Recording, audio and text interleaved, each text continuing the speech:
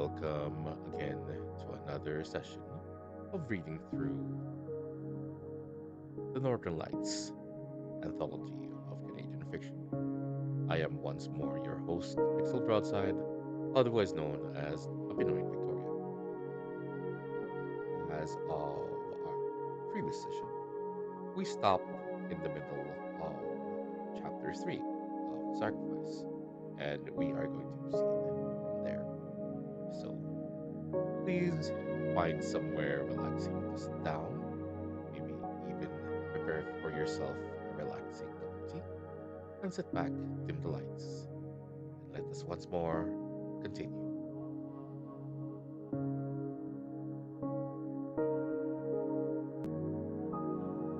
In the evening, they had guests. Mr. and Mrs. Plopler and their family brought a honey cake. Polsky arrived with his wife, which turned the occasion into a major social event for Mrs. Plopler. She plunged joyously into a minute description of the composition of her honey cake and an intimate account of her own movements during the time she had been making it. The Polskis had brought a bottle of sweet red wine, and Mrs. Polsky, at the earnest request of Mrs. Plopler, described how she had prepared for it. Chaim arrived.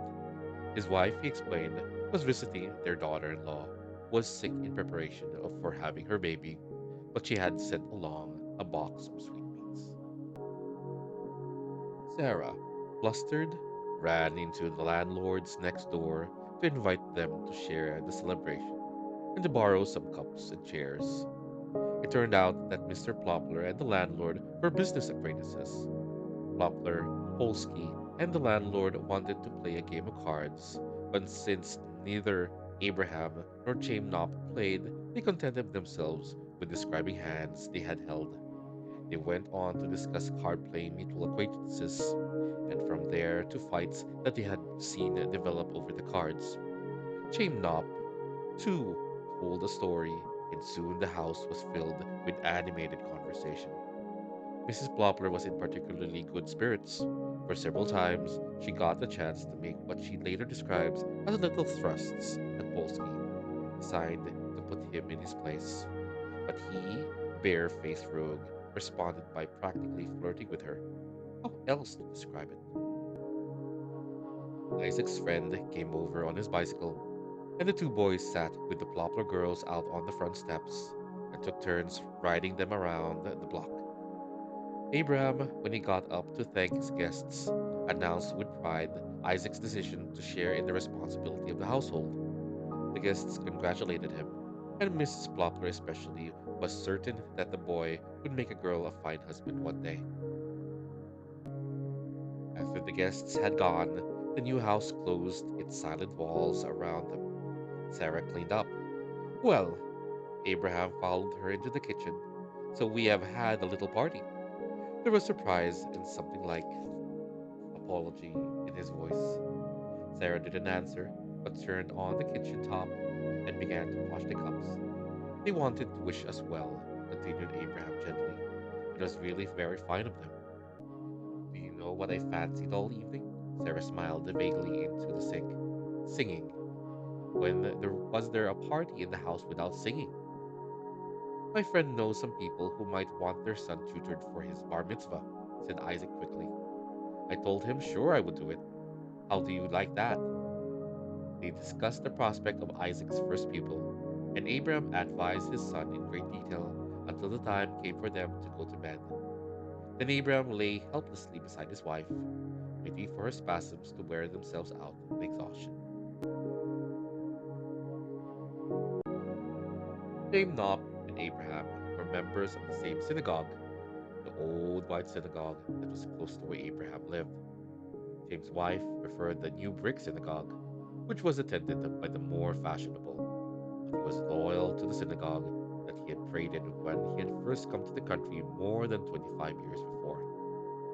After the Friday night service, the two men sat on the bench outside and talked for a while. James was not as happy as he might have been. He had reason to be happy. A son who was a manufacturer when he was only in his early 30s.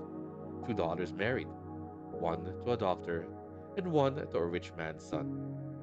The third daughter already with a boyfriend, not a doctor and not a rich man's son, but a good, hard-working boy. His wife, of course, was not satisfied with the boy. He came under the watermark that the other girls had established, but this, Chaim felt, would straighten itself out. It was not this which made him unhappy. It was his son, the manufacturer. Things did not seem to go right with him. He was a good boy, although, of course, he was a boy no longer, but a man.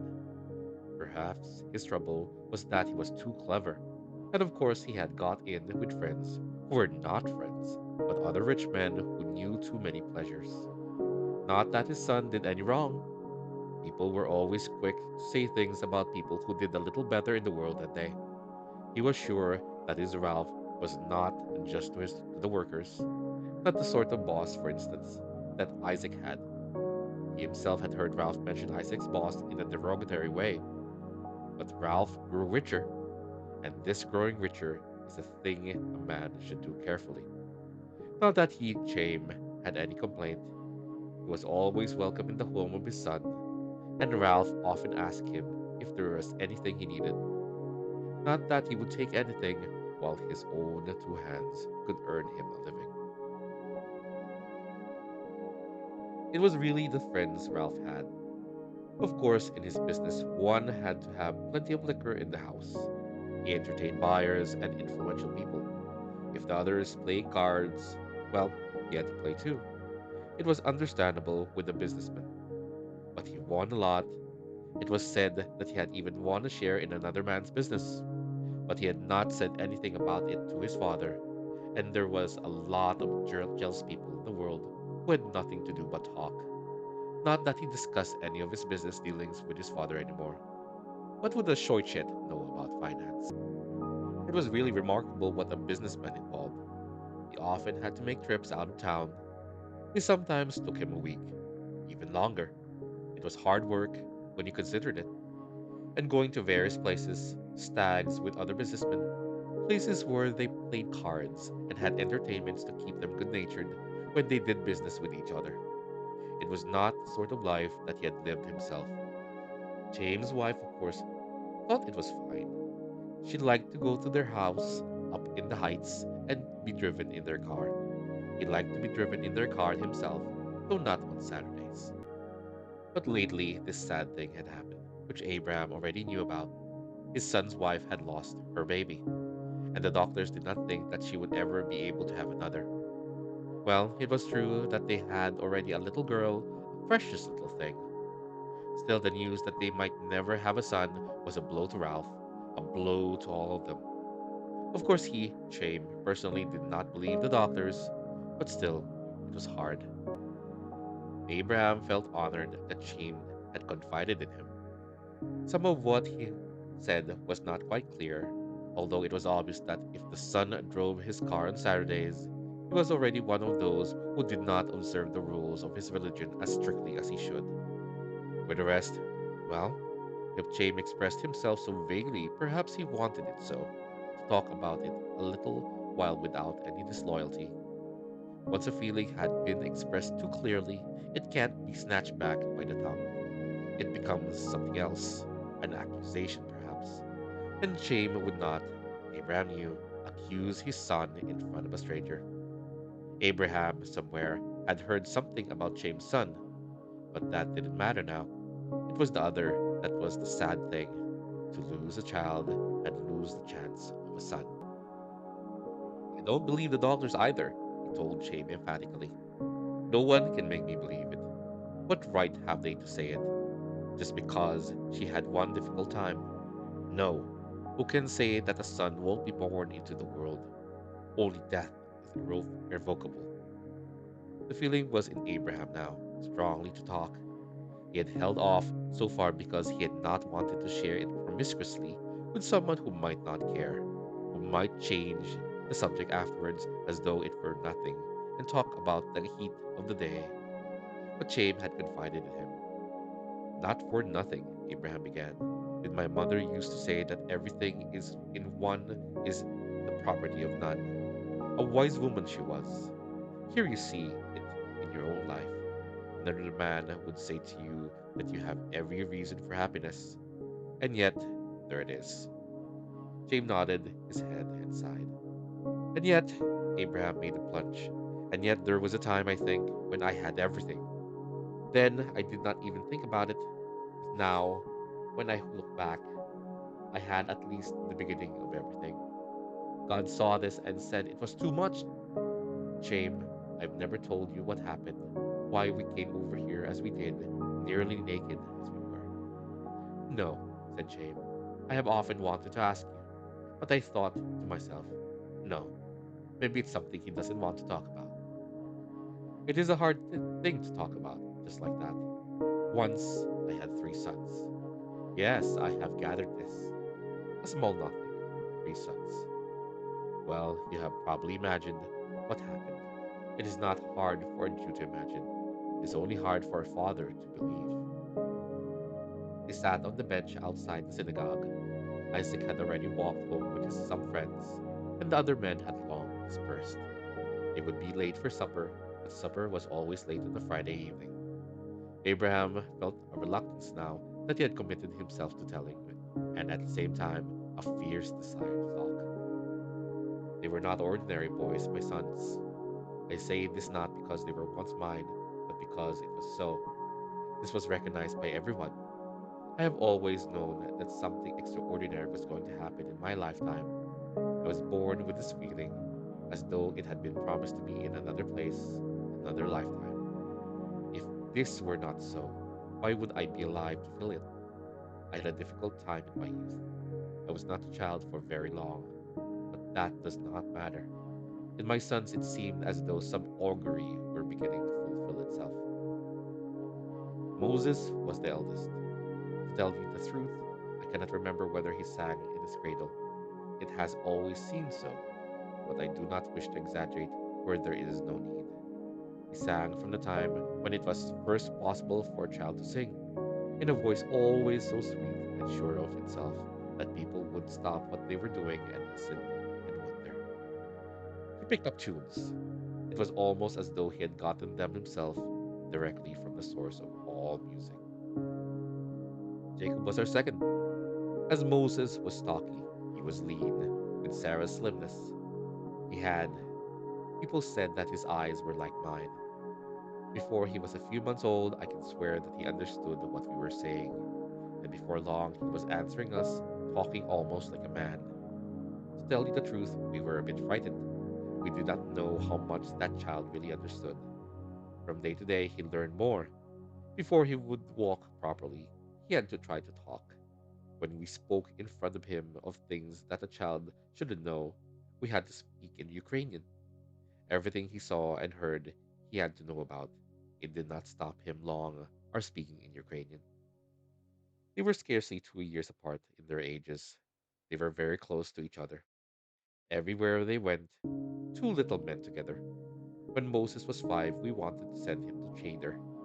It was time for his studies to begin. When the time came, Moses wouldn't go without Jacob, and the two of them set up such a wailing that we thought, for a few days, just to quieten them down, we would let Jacob go with his brother. Well, at 3 years, Jacob took to the books. He learned so quickly that the rabbi had to put him in a separate place to learn by himself. Not that they didn't have time for mischief too, my boys. When the rabbi fell asleep and the boys glued candy into his beard, those boys were caned when the truth came out. To give you an idea of the kind of head that Jacob had, I must mention that by the time he was 5, he was already well in the histories. The histories? How many rich men celebrate with parties because their sons, at the age of 8 or 9, have finally reached the histories? These were the sons of Avram the butcher. Isaac wasn't born until Jacob was 3 years old, nearly 4. He was, well, you see him now, a listening child, a wanderer. How he worshipped his brothers. To them, he was a toy to be taught to be fooled with. He too learned quickly. Things go into him. He likes to consider. He does not let them out so easily. But when he does say something, then you can see the kind of head that he's got. He's older than his years, but then who would it be? Abraham paused. It seemed to him that he had said much but told little of what really was. Words sounded like hollow boasts. He was thankful that Chaim said nothing. And that is it for tonight. That is, or that basically covers the story from page 45 to 49 of the original anthology. I hope that you enjoyed my reading, and I hope that you come back next time as we continue with the rest of the chapter. Again, this is Pixel Broadside, otherwise known as Victoria. Thank you for coming to visit me in this reading of Northern Lights. If you like what you heard, of course, please leave a like and subscribe. It will help in the growth of the channel. And as always, a pleasant evening to all. Take care, and I hope to see you soon.